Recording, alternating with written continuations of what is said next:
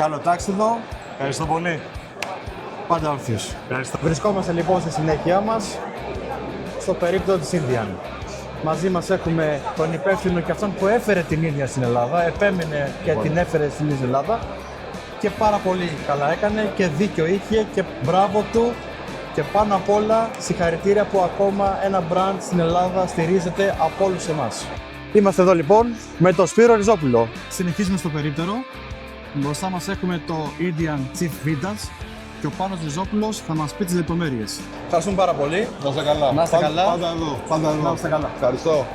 Βρισκόμαστε στο περίπτερο το πρώτο μακαβριότερο κλαμπ Harley Davidson Ελλάδος.